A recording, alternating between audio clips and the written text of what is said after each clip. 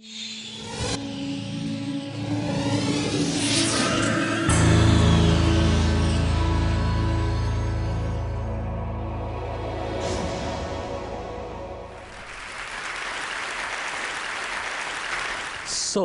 what does the happiest man in the world look like?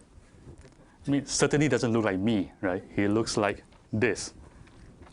His name is Matthew Ricard. So, how do you get to be the happiest man in the world? Well, it turns out there is a way to measure happiness in the brain. And you do that by measuring the relative activation of the left prefrontal cortex in the fMRI versus the right prefrontal cortex, right? And Matthew's happiness measure is off the charts. He is by far the happiest man ever measured by science. Yeah.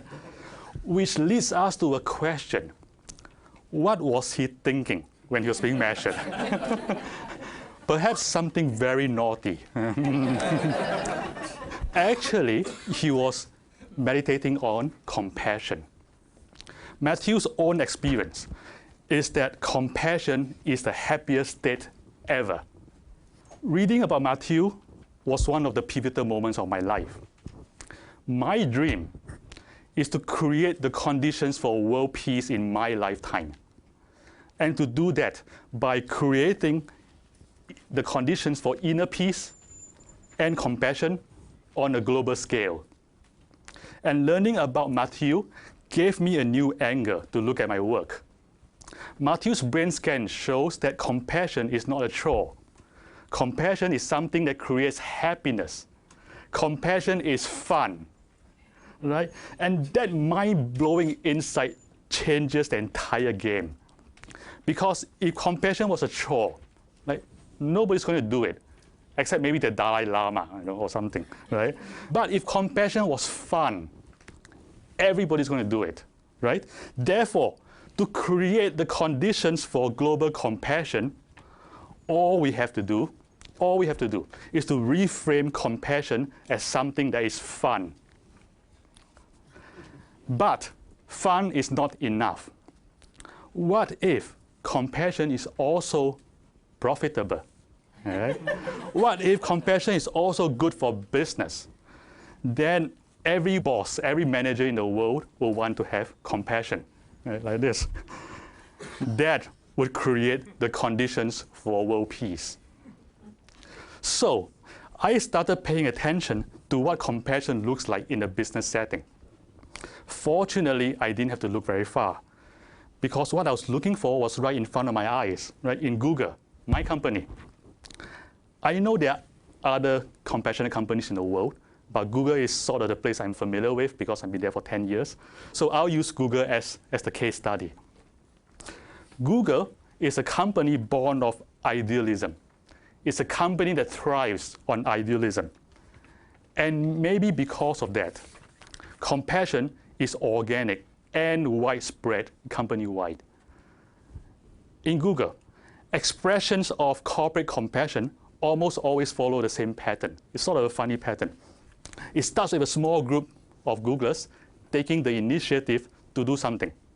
And they don't usually ask for permission. They just go ahead and do it. And then other Googlers join in. And it just gets bigger and bigger. And sometimes it gets big enough to become official.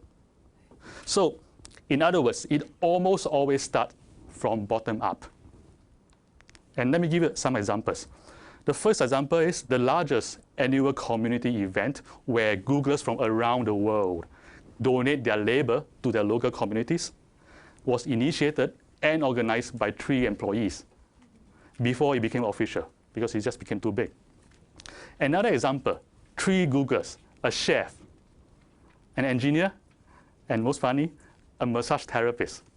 3 of them, they learned about a region in India where 200,000 people live without a single medical facility. So what do? They just go ahead and started a fundraiser.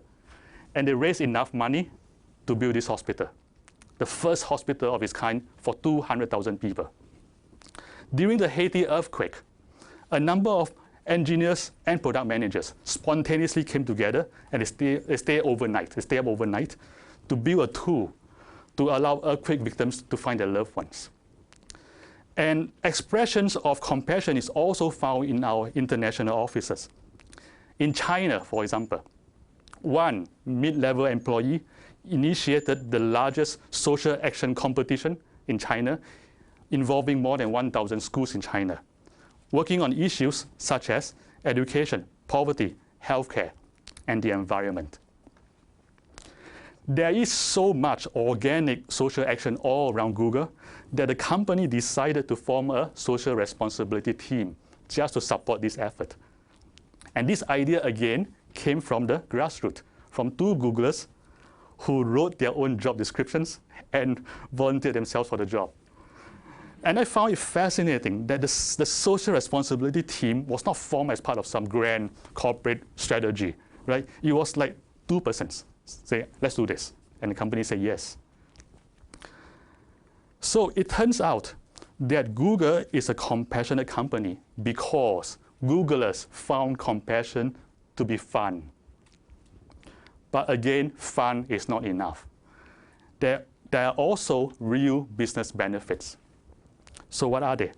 The first benefit of compassion is that it creates highly effective business leaders. What does that mean? There are three components of compassion. There is the affective component, which is I feel for you. There is the cognitive component, which is I understand you. And there is a motivational component, which is I want to help you.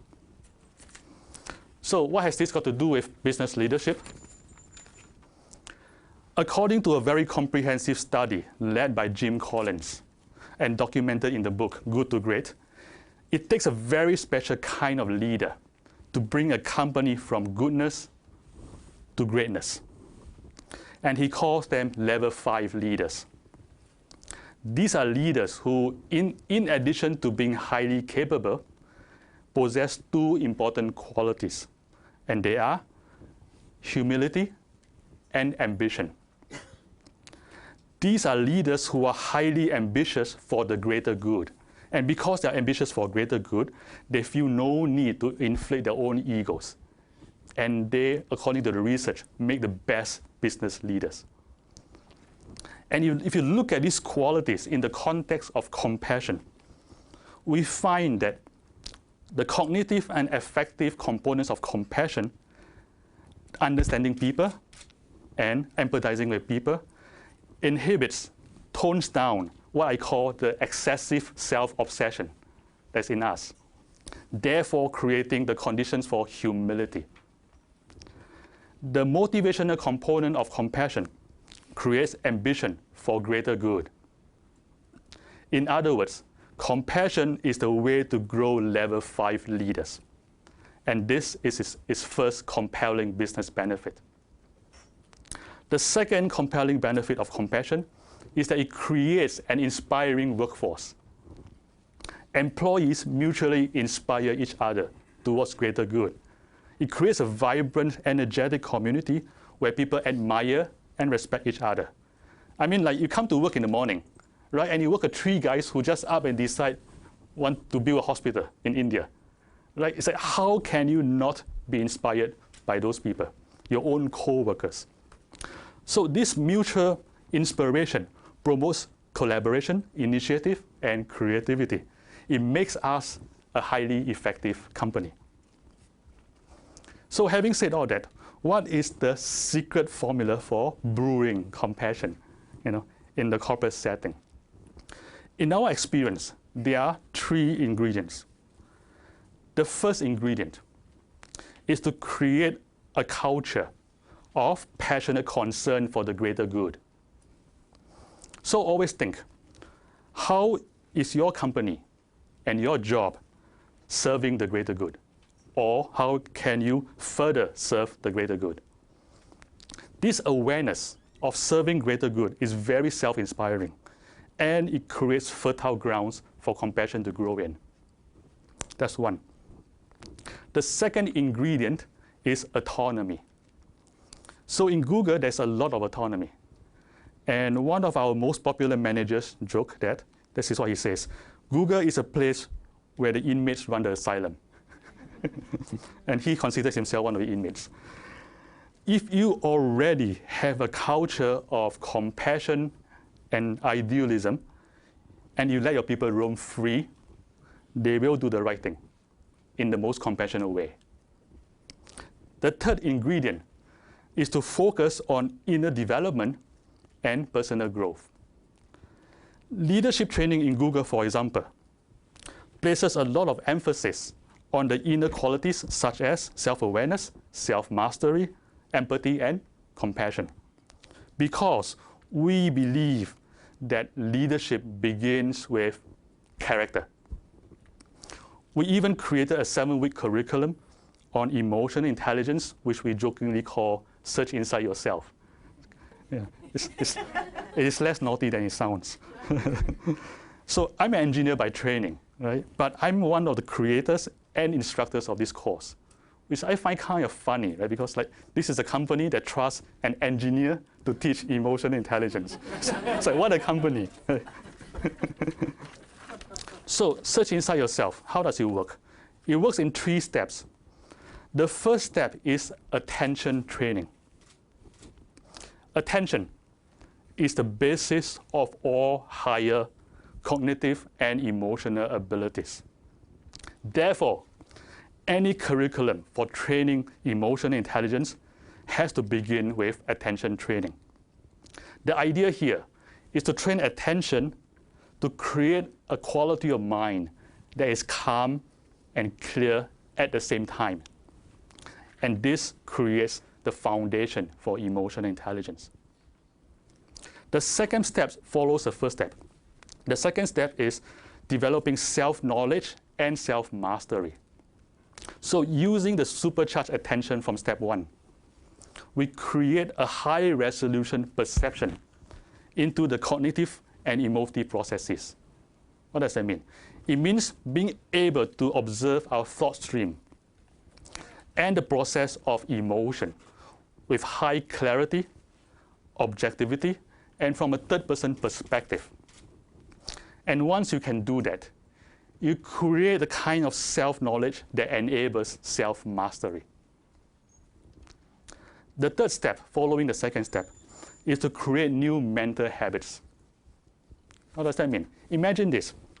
Imagine whenever you meet any other person, anytime you meet a person, your habitual, instinctive first thought is, I want you to be happy.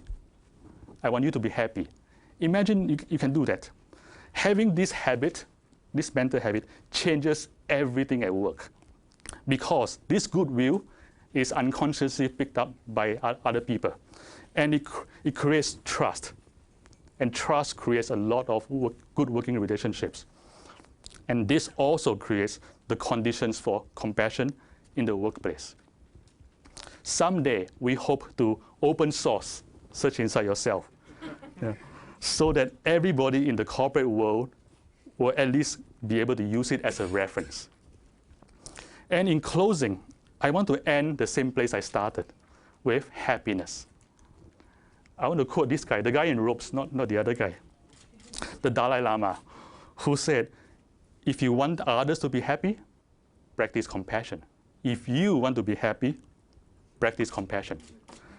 I found this to be true both on the individual level and at the corporate level. And I hope that compassion will be both fun and profitable for you too. Thank you.